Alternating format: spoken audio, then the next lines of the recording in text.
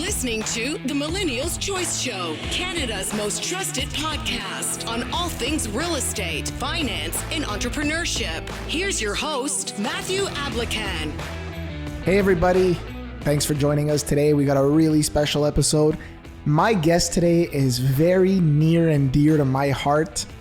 She is my wife, Sara Ablakan, that is. That's right. And, I'm obviously excited to go on another episode with her, because we do things as a couple. Not only do we work together, but we also invest together. And she brings a whole different perspective to the table. So we're going to get into all that and talk a little bit about how couples can be investing in real estate, and, the opportunities that exist for them, even in today's marketplace. So Sara, welcome to the show. Hey, I am excited. Yeah, so am I. So I wanted to ask you something. Can you tell us, I know your background, obviously. Can you tell us your background in terms of your parents and how they came to Canada and all that stuff? Yeah, for sure. So my parents came from Portugal. Yay. For all those Portuguese people listening. So they came from Portugal a couple of years back, had no family here, no friends. My grandparents said, you know what, there's a better life there for them. Let's all go there. So I think my grandfather came first, just like many people did that. Their husband came first, got things settled, papers got settled and things like that. And I guess back then it was a lot harder than it is now, or who knows, maybe it was the opposite and it was a lot easier than it is now, to be honest. So my grandfather came first, and then my grandmother came later with her 2 sons and daughter, which was my mother. So they came here, and yeah, that's kind of the background story. My dad is a construction worker. My mother is a cleaner. Barely knows any English. My dad is pretty good. My mom doesn't know much English. Only know what they know in terms of everything that they know here is kind of because of us, me and my sister teaching them and things like that. So yeah.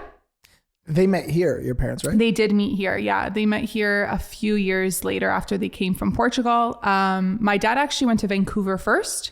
After going to Vancouver, got a job opportunity here in Toronto. So came to Toronto, and yeah, they met in Toronto. That's awesome. So my story, obviously, right? So my parents, same idea. They came here originally with the intention of they wanted to be, have a better life for their family, for their kids. And they left a communist country, communist government, and they lost everything that they had there. They journeyed in order to get all their paperwork and obviously come to Canada. So my mom's side came directly from the Middle East to Canada, and my dad's side, they actually went to Greece first. My dad went to Greece by himself, and then he came to Montreal, and then he came to Toronto, and then that's where my parents met. Wow. What made him want to come to Toronto? He just thought there was more opportunity here for work. Okay. Compared to Montreal at the time. Got it. Yeah. And then they met here at church. That's awesome. Mine met at a Portuguese club. Yeah. So, on our ends, we didn't have any grandfathers. They had both passed away in the Middle East. So they wanted to come here and have a better life. And in the Middle East, leaving a communist country, some of the things we're seeing in our society today are so, they're resembling that of, other communist nations and what's happened in the past. And it's just, you could talk to a lot of people who have came from those backgrounds. Although I was born here, I hear all the stories. I talk to my parents often. I talk to my grandma often, and I hear all the stories, and it wasn't fun. It wasn't fun. It was hard. And, it just, life in general was hard. For sure. And that must have not been easy for your grandmother, a widow, and she came with kids too. 3 kids. Wow. Grandkids. Wow. Nobody wants to marry a woman from the Middle East that's a widow with kids. Wow. It's just culturally, it's not appropriate. Yeah. So she did it all by herself. She struggled. And then my parents, again, they met here. I have cousins that were born there that, they started, starting their life here. And then my brother and I are the first people in our entire family that are born in Toronto and born in Canada. Right. So we're although we're not facing the same struggles they were, we have our own struggles to deal with. For sure. You know, you're building a business, you're building a brand, you're trying to invest, you're trying to build a life that, you know, they want for you. So it's a different kind of struggle, but that's our background. Right. You know, that's our background and it resonates well, like with us. So we have similar backgrounds in that sense where both of our parents or grandparents wanted a better life for us and future generations. So that's why they came here. Exactly. So when I talk to a lot of first time home buyers and a lot of Canadians, and, you know, they're just saying like, there's no opportunity here and I'm not able to buy real estate. And it was so much easier, you know, before in the 80s or whatever. Like someone who, I want to ask you, like someone who has the background that you have, like, what do you say to those people? It is possible. I used to be one of those people who thought it was impossible, to be honest. And then it wasn't until I spoke to you, I spoke to Danny, your brother, I got some more education in the real estate side of things that I realized it is possible, especially through pre-construction. Yeah. I find a lot of people are spoiled. I'm just going to go on record. You guys are spoiled, some of you. I love you all, but the reality is that some people are spoiled. You got to keep this in mind. If you don't want to consider your background, your family's background, some of you who have been here 3 or 4 generations in, you know, you have to consider also what they went through in the 80s or the 70s or when your grandparents came here. You know, some of them were dealing with racism and dealing with other kinds of issues, but also to buy a property, it may have been easier to qualify for a loan, but you were still qualifying for a loan at an interest rate of like 17%. Without knowing, like they probably knew like little to no English too back then. So that was also probably a huge challenge for lots of them. I know for my parents it was, and even for yours, I speak to your parents sometimes, and that's definitely a challenge they faced, was even like the language barrier. There weren't people that were speaking Assyrians at the banks back then, or you know, like even now, we see so many people who speak Portuguese when you go to banks or you go to apply for these type of things, or realtors or mortgage agents. But back then it was like, how impossible was it probably to find someone who actually spoke your language and who can actually help you with the language? I know that your mom, for example, had said that she was meeting with people who were Italian and stuff because that was in the area that they came, if they were like looking in Vaughan and stuff like that. And thankfully there was people that were very, how do I say this, who were very like understanding with her and who were able to break it down so that she can understand. That in itself seems like so challenging to me, right? Well, think about it. You left your country to come to a new country, new customs, new language, new traditions. You lost everything. Yep. You were just trying to survive. That's right. And now you need to learn everything from scratch, and you're not a child now. Now you're an adult. So It was tough. It was tough. And you know what? When I talk to some of the first-time home buyers here, or you know, whether they're millennials or Gen Zs or whatever the case may be, I bought my first property when I was 19. I share that with them all the time. I lowered my standards. I bought something that was pre-construction that wasn't going to be built for a few years, so I could save more money, so I could build my credit, I could get established in my career. I didn't buy my dream home. I, you know, didn't have any help from my parents. They didn't even know about it. And at the end of the day, it worked out for me. Now I leveraged it, and I use it to buy other things and grow my business. And same thing with you. Like, that's what I wanted to talk about, because I mean, there's also a lot of female listeners, and they don't get enough credit for trying to, you know, build their own life and establish themselves. But that's like, even though we were together as a couple, like I wanted you to go through it on your own. For sure. So how did you go about going from someone who had bad credit, like really bad credit, guys, whoever's listening, disgusting. And we laugh about it because she has excellent credit now. Someone who had very bad credit. How did you go from that person? What were some of the strategies you used to then go from that? And I think it was like 45 days later, 60 days later, your credit was awesome. And then I think it was a month or 2 after that when a particular project was launched and you invested in that project. Walk us through that. What happened? How did you get yourself into a mess in the first place? Well, I was using my credit cards, and for one, they weren't very high limits. So for example, I had like one credit card that the limit was like $500. And as soon as I hit like $400, that's already more than 50% of the utilization. So that's what was messing me up. I had another one that was like, I think it was like $1,000 max. And I think it was like at like $800. And I was just slowly paying them off, just like the minimum, because that honestly, again, it comes from growing up. I had parents who always told me, all you have to do is pay the minimum payment that comes out every month. I wasn't educated in that. So what did I do? Every month I was paying the minimum payments, not thinking anything of it. And yeah, so then when you and I checked it, this was like years later, we checked it and we saw that it was the utilization that was no good, obviously. And that was bringing my score down to a very low level. As quickly as a month, we were able to pay some of those cards off. And that made my credit jump from like what was it? Like 560? Yeah, something like 540, 550. Like, guys, this is, when we're talking credit scores, that's like she's committed bankruptcy. Like, it's very close to that level. Yeah, it was horrible. Not good. Yeah. But in about a month or so, maybe a little over than a month, we were able to make it go up to like 707, 714. Like that, just over 7. Yeah. Yeah, something like that. Which, by the way, for those of you listening, if your credit score is over 640, 650, that's what the banks like, TD Bank or these big banks, that's what they want from you. So Sara was well over that. Right.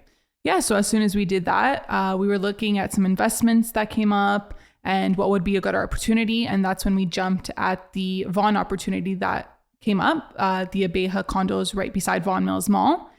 Great investment.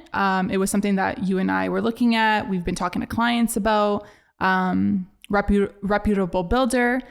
So we jumped into that right away. And yeah. So in between though, right, I think what I want to get out of this for our listeners is you were taught that you shouldn't have debt.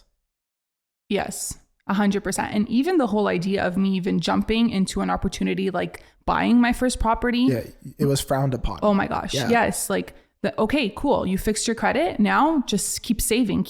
And that's all you get taught. Most of us get taught that. Just keep saving your money until something comes up. Why do you need a property? You're still so young, blah, blah, blah. Like you don't honestly, a lot of parents don't know. I'm going to say for myself, like, again, my parents came from a different country. They were told when they got here, save every penny that you have to later buy yourself a home or your future house.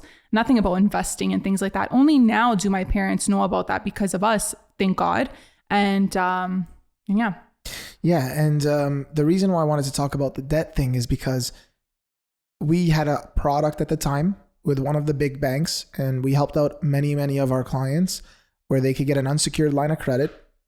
And the rates were kind of like a secured line of credit, even though it was unsecured. So it simply meant that you didn't need to have a property or something in order to get this. They would have just gave it to you. That's right. And the criteria at the time, this was like lucky, like for you.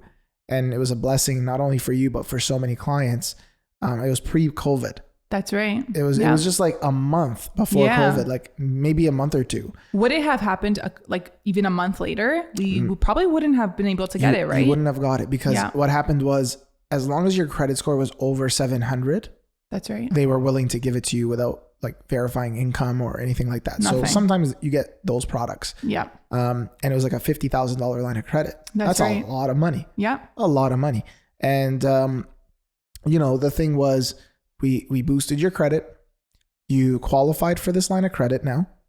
You got it. It was 50 G's. And the problem was afterwards, COVID hit. Yep. And credit dried up. Lenders initially pulled back.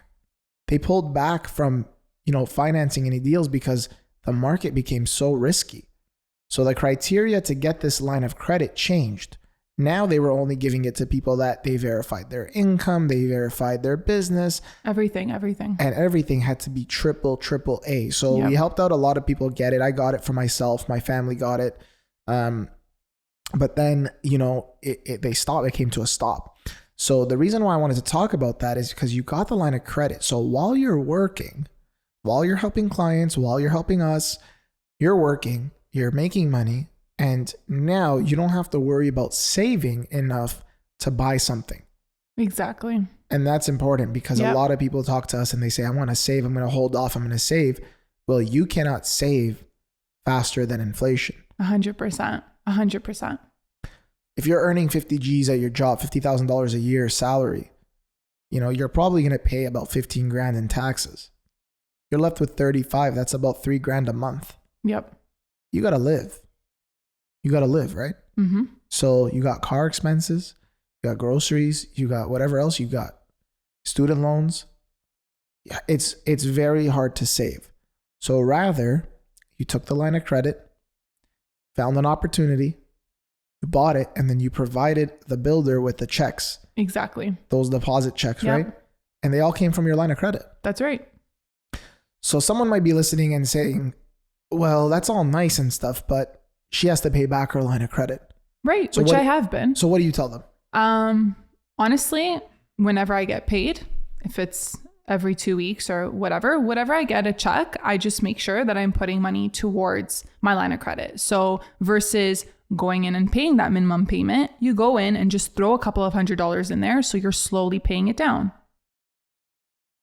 Do you have your phone on you? I don't. Do you remember how much your monthly payment is? Yeah, I believe it's around 230, 220. Well, that's if you use the whole 50,000, right? That's if you use the whole 50,000. Yeah. So if you use the whole 50,000, you're paying about $200 a month Exactly. in interest. Okay. Yeah. Now, as you pay it down, the interest lowers, Exactly. and you only pay for what you use. Yep. So $200 a month is $2,400 a year. Yep. I'd rather pay $2,400 a year, but I've secured a property with other people's money, the bank, and I have to pay it back. So I'm going to be smart about it. I'll pay it back. But I'd rather do that than try to save money while I'm at work and save 50,000. How long would it have taken for you to save 50,000 clean? I wouldn't have. Other things come up. I spent years after year after year after year working, not at Millennials Choice, my previous jobs. And I kept saying, I'm going to save up for this. I'm going to save up for that. I'm going to buy my car. I don't know why that even crossed my mind, but, It's another conversation.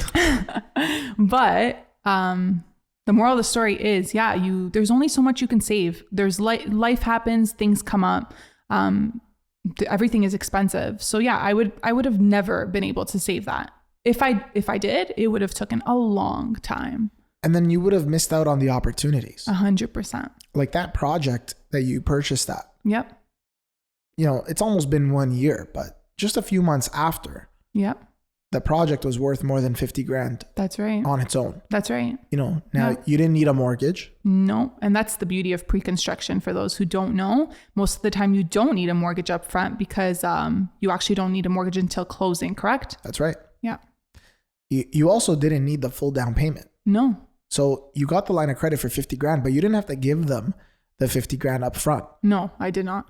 Your deposit, the 20%, it was a 20% deposit, was stretched over 2 years. That's right. So I don't even think you've paid 50 grand already. No, I haven't. This probably in a couple months you will. Yeah. See? And in that year, you've been working and paying off your line of credit and being smart about it. Exactly. And as soon as it closes, you're ready to probably buy a second one. Yeah. 100%. If not before that, hopefully. Yeah. Exciting. Yeah. Exciting. So, and this was during COVID. This was 2020. This was during COVID, correct? So nobody can say, oh, there was no opportunities or there are no opportunities. And I have to, I have to listen to the news that says, you cannot afford a home, or I have to listen to my parents who tell me condos are bad because there's maintenance fees. And, well, you have maintenance costs with a house too. You have to get the right information. So you brought up maintenance fees. This is something that always comes up with a lot of my followers and things like that who message me about pre-construction versus buying a resale home, for example. Can you explain a little bit about, so sometimes I tell them, you know what? Yeah, there is maintenance fees, but you know what? You pay maintenance for a house as well. Do you want to talk a little bit about that? Because that's definitely something that comes up often. Yeah, so there's two things. There's always going to be maintenance on a property. Right. Whether it's a condo or it's a single family home, whatever the case may be, there's always maintenance. In a condo, you're sharing the cost of the maintenance. That's right. So if the roof of the building goes bad, all the owners are sharing in that expense. Correct. If, there's a flood, then all the owners share that expense.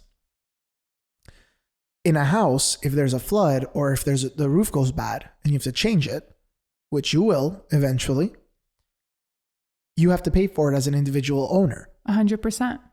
And depending on the size of your roof, it's thousands and thousands of dollars. Right. Right. If there's a flood in your basement, you got to rectify that. That's if right. there's a flood in your house, a pipe burst, you got to rectify all that. Yeah. Right. So you got to mow the lawn. You got to shovel the snow. Right. You got to clear the driveway. You got to do the landscaping, whatever. Those all cost money and take time. Yeah. So you're going to have to pay for that either way. That's right. In a condo, the only difference is that you share the expense with other owners. That's right. Also, now this is the second thing.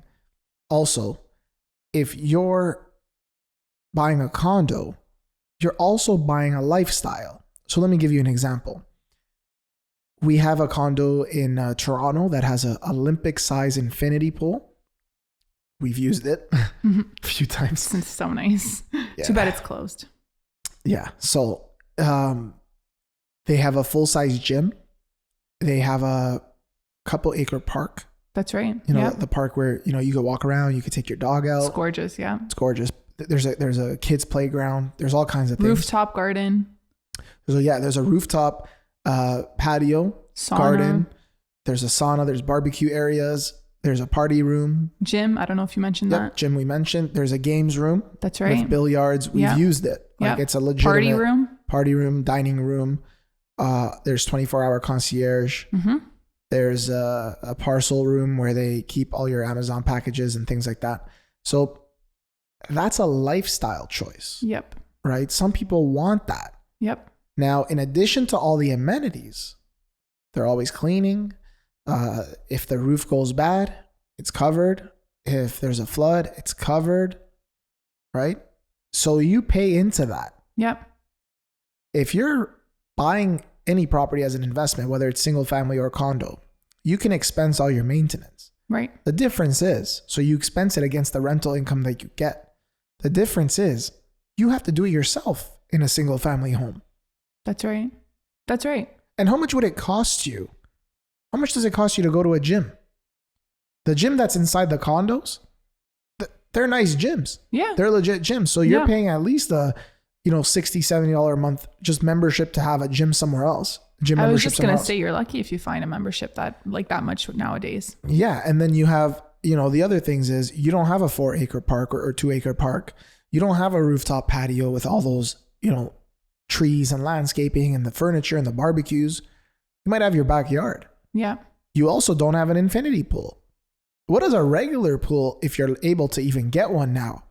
Because they're so expensive to get. And you need the space. You can't just put a pool in any backyard. You need the space. And what does it cost? It's going to cost thousands. Like thousands. We're talking like upwards of like 100,000 depending what you're doing. 100%. That's like a minimum, like 50,000, 70,000 nowadays for like a small pool. 100%. And then you got to maintain it. I was just going to say that. And then, a hot tub. A hot tub. What does that cost you? You're going to get a 6-person hot tub, 10 grand, and you're going to try to maintain it all the time. You're going to have to maintain it. And it's outdoor. Yep. So, you can't use the pool for most of the year. That's right. Whereas this infinity pool is an indoor pool. You can go anytime. Anytime you want. Yeah. How nice is it just to jump in, not worry about cleaning it, and changing the water. Yeah. People might say, yeah, but you're sharing it. But people will come to your house too. You get a pool, everyone will be over. What difference is it if, you share it or you don't, right? Yeah. So at the end of the day, that's what you're buying into. Yeah. So I think people need to realize that if you look at the cost in the long run, and you could put a regular size pool, not an Olympic size infinity pool. That's right. What would it cost you? If that pool cost you 50 grand, spread that over 10 years. That's 5 grand a year. Spread it over 20 years. That's $2,500 a year. And do the math. That's $250, let's say $225 a month. Yep. Just on the pool. And that's not even including time, headaches, you having to maintain it and all those kinds of things. Yep. It's a lifestyle that you're buying into. That's right. And we encourage people to look into that further and ask us the right questions and just get more information. And it's important that you buy from obviously a reputable building, a reputable builder, where the funds are being managed properly. But you shouldn't not buy a property because it has a maintenance cost to it. Then if that's the case, don't buy any property ever. That's right. Yeah. I want to ask you something as a couple, right? Like, how important is it if you're trying to get into the market? How important is it to now, more than ever, if you're struggling to get in, to just kind of lower your criteria? Super important. Super important. Nowadays, people are so into what everyone else is doing or what everyone else can afford or whatever, just jumping on that bandwagon for, I guess that's what you can call it. Keeping up with the Joneses. Exactly.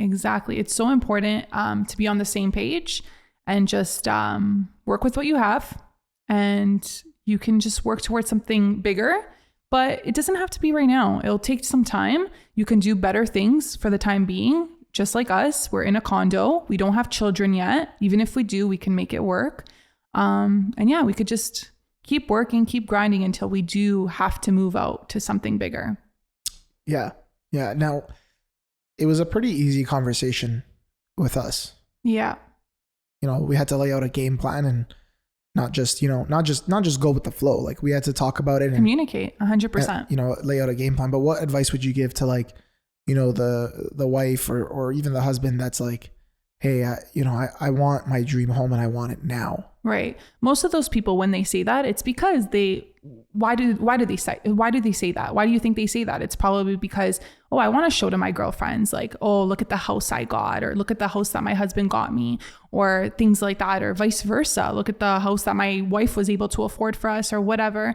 At the end of the day, they're not paying your bills for you. They're not paying our bills. My friends can't say anything about me living in a condo or where we choose to live, let's say, because again, they're not paying our bills for us. They don't know our circumstance. Communication is key. Just from the get-go, just making sure that before you get into everything, just like we were, be open about everything, communicate, have a game plan. We have a game plan. We know what we want to do after we do move out from the condo. And that's it. Yeah. And I think it's so important not to care about what other people say. Like, I mean, who gives a shit about what, like, it's social media. Half the time it's social media because people actually do not care. My video guy Carson's like, he said shit. But who cares? No, who cares honestly, about what we have to think? emphasize that point because people are so into this whole like social media and flash and what is she posting? What is he posting? What car do they drive? What house do they live in? Do they have a pool? Do they not have a pool? Like it's none of no one's business. You do what you can.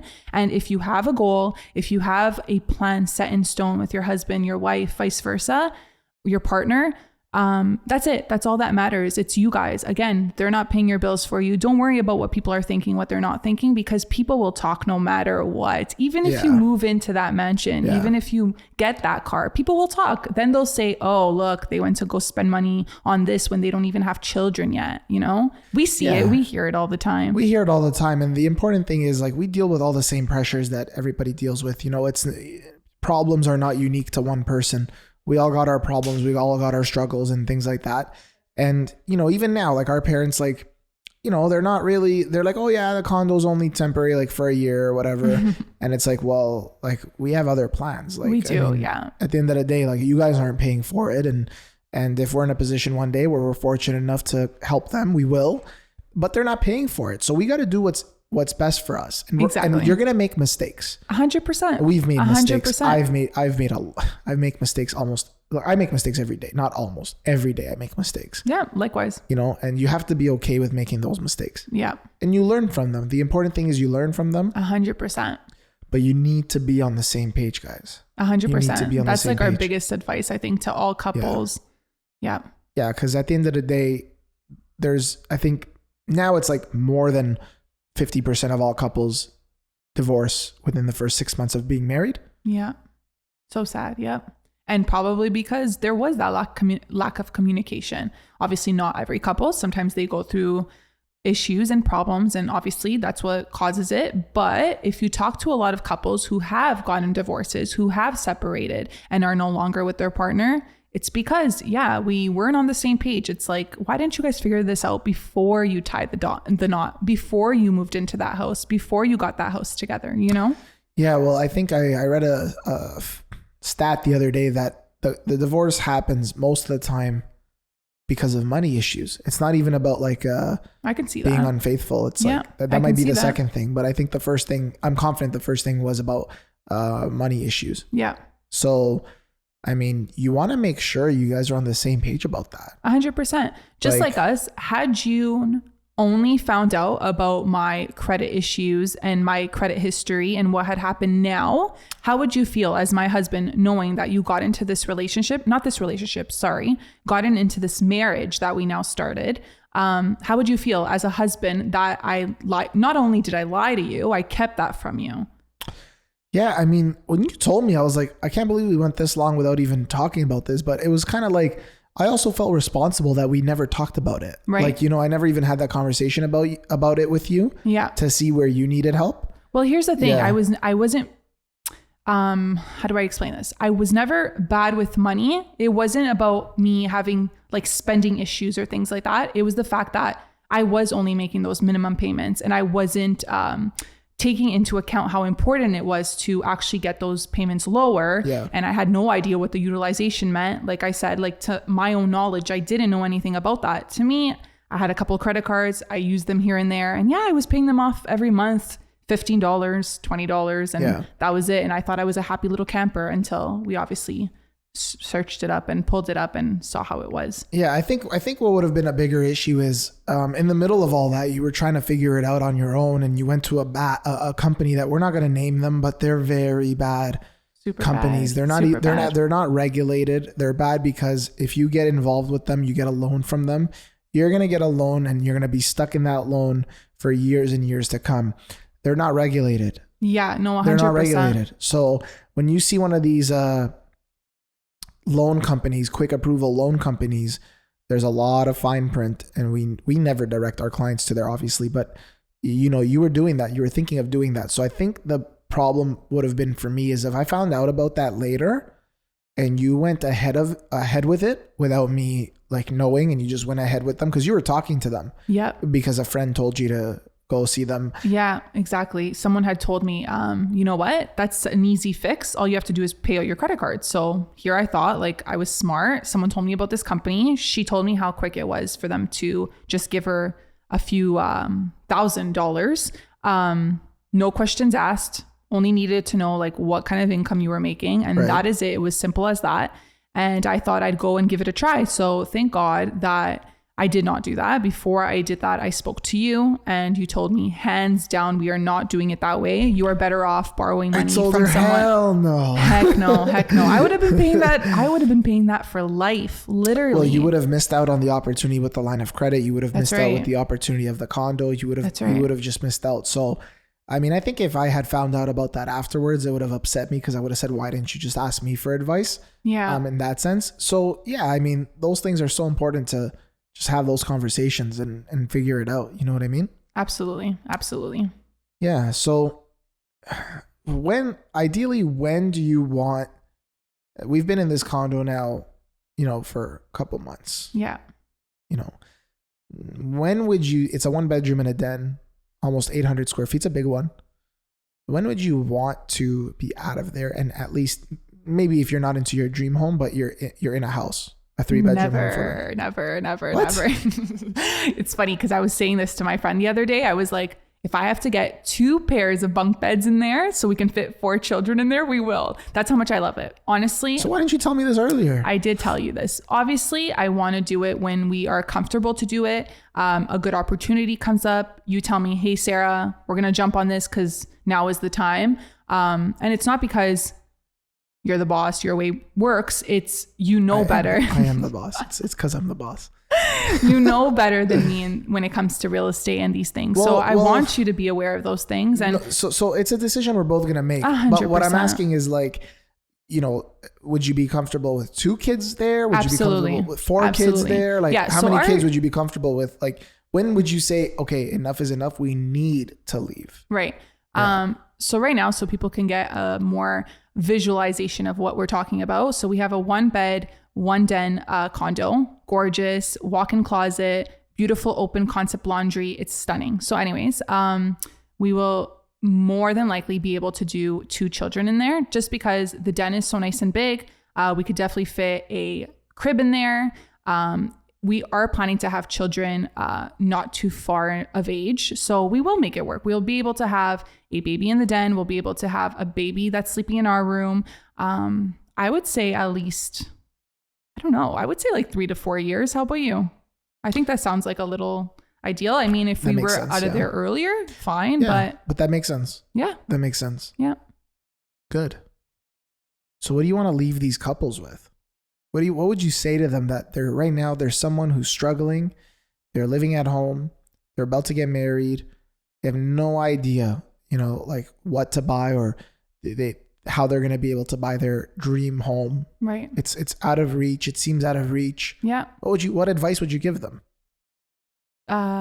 Things take time. That's what I would say. Things take time. Work hard, keep grinding it out. If you can't get your dream house right now, you have so much time. Unless you're telling me you're popping out 4 babies at once and you're not able to make a condo work.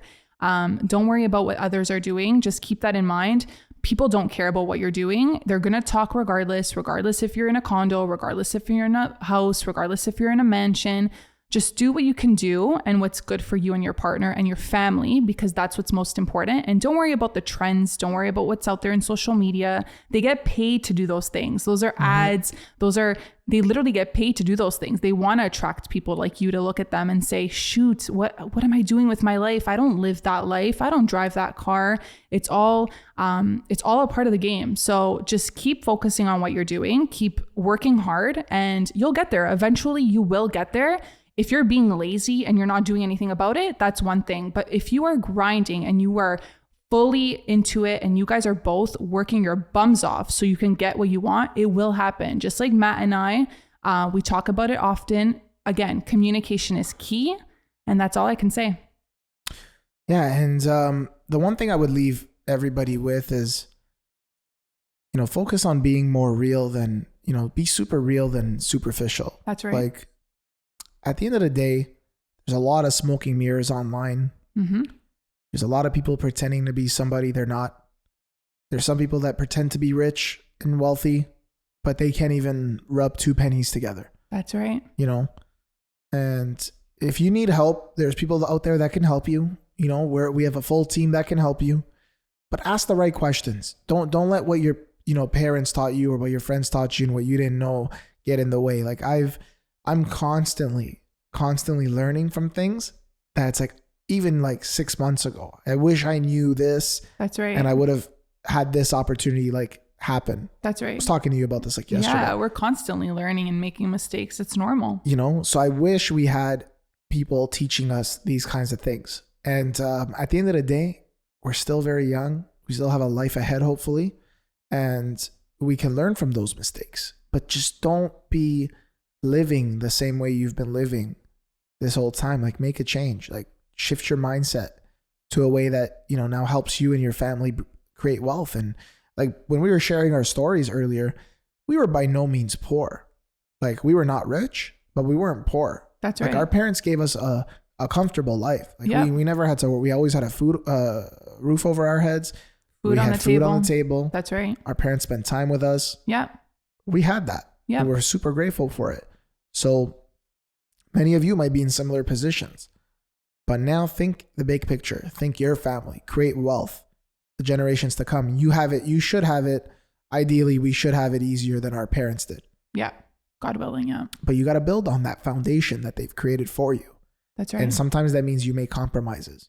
We don't care. We don't care about what anyone thinks about our situation, not just our living situation, but anything. Yeah, but what we drive, clothes we wear, whatever. We look presentable. We drive. Yeah, we're presentable and people, but we don't care. That's right. We don't care. So that's the important thing. And I think when you stop caring about what other people think, it gives you a sense of peace and then a clear sense of direction. Like, okay, here's what I'm going to do. Here's my plan. Exactly. Right. That's right. Sarah, as always, it's a pleasure. Thank you. Thanks for spending time with us and our listeners. No problem at all. It was so fun. Yeah. And to our listeners, thank you. And we hope you enjoyed this episode. And we hope that you share it with your family and friends. And reach out to us if you ever have any questions. And until next time, we're out.